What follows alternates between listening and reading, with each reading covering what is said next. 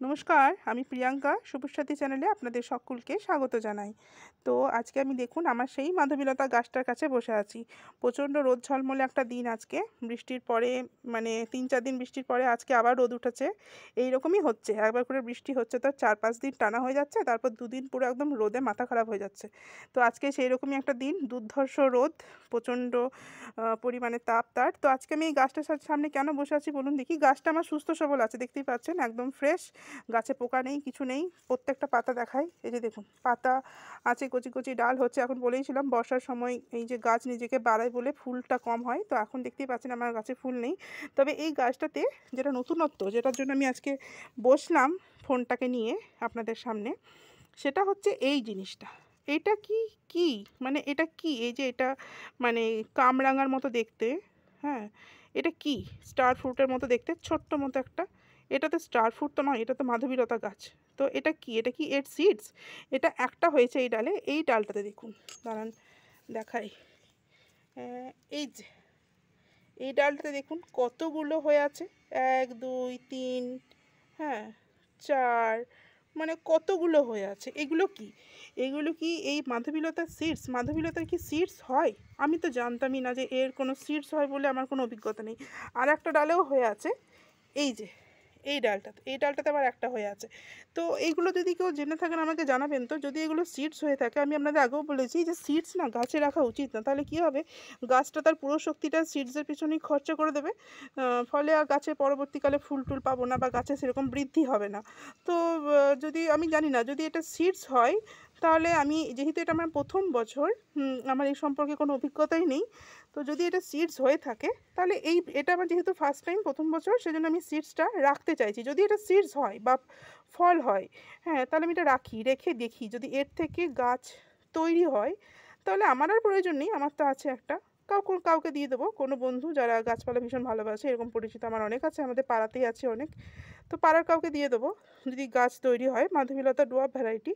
আর যদি দেখি যে এই সিডসগুলো থেকে গাছ তৈরি হচ্ছে না, এগুলো এমনিই নষ্ট হয়ে যাচ্ছে, তাহলে আমি তুলে ফেলে দেবো। কিন্তু এই বছরটা পরীক্ষণীয়ভাবে আমি রাখতে চাইছি। তো ভাবলাম আপনাদের সঙ্গে শেয়ার করি একটা শর্ট ভিডিওর মাধ্যমে, আপনাদেরকেও দেখাই। যদি কেউ জানেন তাহলে মানে বলে দেবেন প্লিজ, এটা আমাকে, হ্যাঁ, জানাবেন, হ্যাঁ, যে এটা কি মানে এটা ফল, মানে এ গাছের ফুল থেকে ফল তৈরি হয়েছে, নাকি ডিরেক্ট সিডস তৈরি হয়েছে। হ্যাঁ, মানে তবে দেখে তো মনে হচ্ছে এই গাছের এগুলো সিডস। তবে দেখতে দেখুন পুরো একদম কামরাঙা, স্টার ফ্রুটের মতো দেখতে না, মনে হচ্ছে যেন ছোটো ছোটো কেউ কামরাঙা হয়েছে, ফলন হয়েছে, তাই মনে হচ্ছে দেখে। কিন্তু এটা মাধবীলতা গাছ, আপনারা সবাই জানেন। আমি এই গাছ নিয়ে একটা আলাদা ভিডিও করেছি, যারা দেখতে চান তারা দেখে নিতে পারেন। এই যে দেখুন, এর ভেতরটাতে যে কী আছে ভগবানই জানে। তবে এগুলো তৈরি হোক, তৈরি হওয়ার পরে যদি চারা তৈরি হয়, তাহলে আমি সেটা আপনাদের সঙ্গে শেয়ার করব। চারা তৈরি হলে কাউকে দিয়ে দেবো।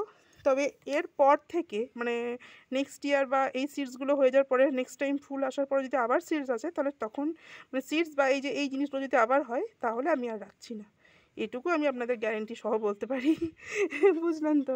আর এইটা দেখানোর ছিল। আর একটা দারুণ জিনিস আপনাদেরকে সঙ্গে শেয়ার করি, দাঁড়ান। আর একটা দারুণ জিনিস শেয়ার করার আছে, মানে এত ভালো লাগছে না, মানে না দেখিয়ে আর পারছি না, মানে এত ভালো লাগছে। তো বর্ষাকালে গোলাপের পরিচর্যা তো আমি আপনাদের বলেছিলাম যে কীভাবে কী পরিচর্যা করবেন। তো দেখুন, বিশাল স্টিক সহ একটা ইয়েলো গোলাপ ফুটেছে। তো এই গোলাপটা বেশ কদিন ফুটেছে, তারপর বৃষ্টির জল পেয়েছে, ভেতরে ভেতরে বৃষ্টির জল অনেক ঢুকেও গেছিলো এই পাপড়িগুলোর ভেতরে। কালারটা বেশ ফ্যাকাশে টাইপের হয়ে গেছে। এটা হলুদ, একদম ডার্ক হলুদ কালার হয়।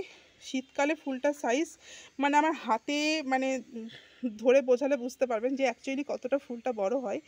তো প্রচণ্ড বড়, ভীষণ ভালো লাগছে। আর এই যে দেখুন আরও দুটো বার্স এসছে। তা গাছের পাতা দেখেছেন তো কী সুন্দর ফ্রেশ। এগুলোও হচ্ছে হলুদ গোলাপ।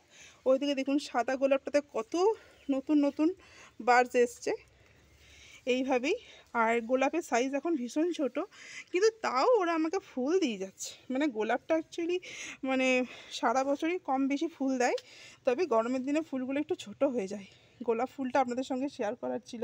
আর আরেকটা জিনিস, হ্যাঁ, মানে ভাবছি ভিডিওটা বেশি বড় করব না।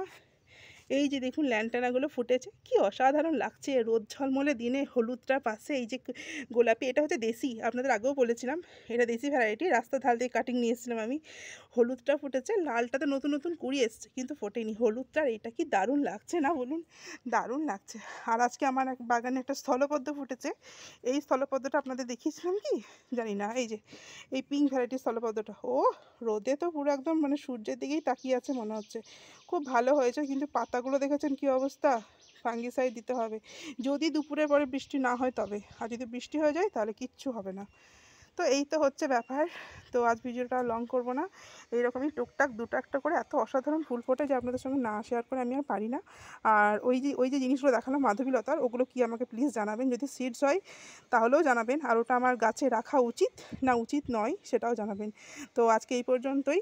একটি সুন্দর দত্তপ্রিয়া ফুল অ্যালামুন্ডা, প্রচুর ফুল এখন মানে কি বলবো, কখনো কখনো যখন ফুল হচ্ছে, এত ফুল হচ্ছে, খুব ভালো লাগে। নিজের বাগানটা নিজেরই ভীষণ ভালো লাগে। তো আর যাক, ভিডিওটা লং করবো না, ভালো থাকবেন সবাই, আজকে এই পর্যন্তই, নমস্কার।